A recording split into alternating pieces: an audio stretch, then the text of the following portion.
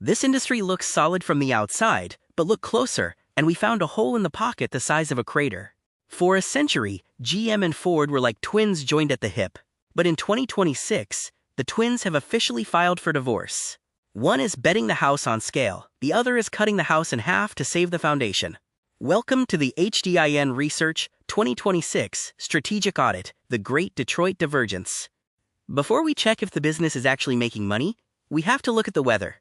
2025 was a policy hurricane.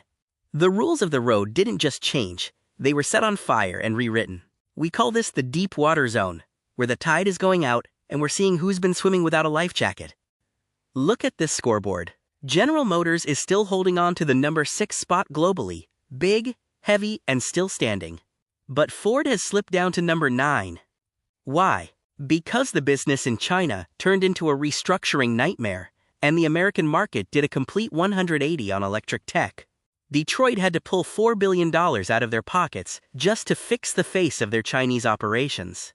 Let's talk about that hole in the pocket. In 2025, Ford reported a net loss of $8.2 billion. How big is that? It's enough money to buy every single person in New York City a brand new Tesla and still have change for coffee.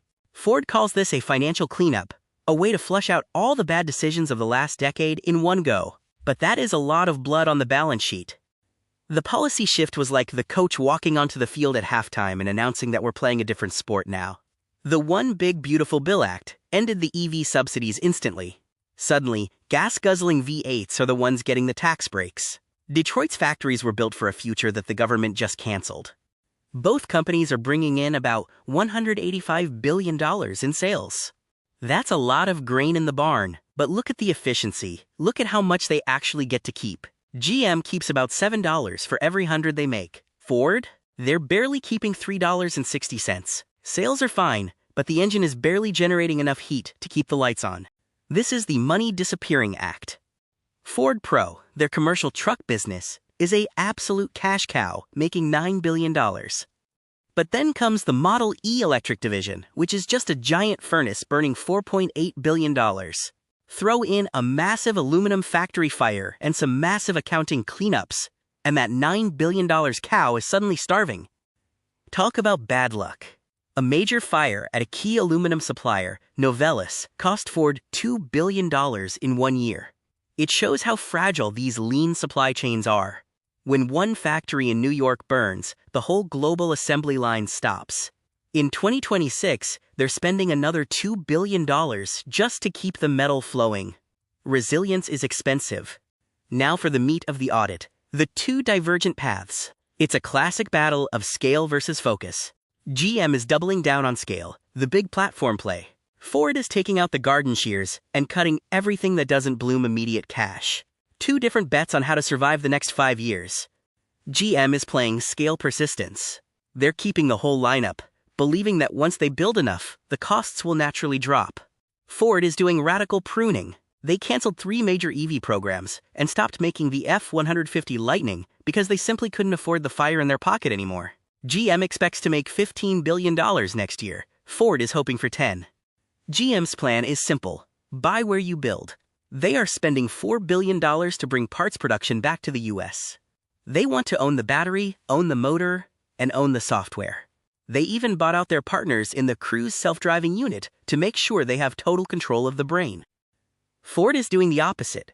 They are leaving the chat. They redeemed their membership in their battery joint ventures and pulled the plug on 3 major EV models. Their only focus now? Ford Pro. That's the commercial business with the high margins. They aren't trying to be everything to everyone anymore. They just want to be the king of trucks. Here is the counterintuitive truth. Everyone thinks Detroit is giving up on EVs. They aren't. They are buying the ticket. Those $20 billion in losses last year? That was the price of clearing out the old, expensive tech so they can build something cheaper and better next year. You have to take a step back to jump 10 feet forward. Let's look at the nerd section for a second. There is one number here that keeps me up at night. Look at Ford's equity multiplier. It's at 8. GM is at 4. In plain English, Ford is borrowing twice as much money to stay in the game. In a world with high interest rates, that 8x leverage is like walking a tightrope during a windstorm. If you think Detroit is only fighting each other, Look at the green bubble. BYD is now number 5 in the world. While GM and Ford are arguing over divorce settlements, a new giant has entered the room. GM sits in the resilience quadrant for now, but Ford has shrunk into a niche player. The map of the world is being redrawn, and Detroit is no longer the center of it. What makes a car company valuable in 2026? It's not the metal, it's the brain and the wallet. GM leads in cash resilience and self-driving scale.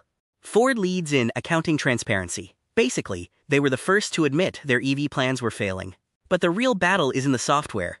Software is where the real money, the 20% returns, will come from. The path to 2030 is paved with pain. 2026 is about balancing the new tariffs. 2027 is about finally making the batteries cheap enough to actually make a profit. By 2030, we expect Detroit to be digital first.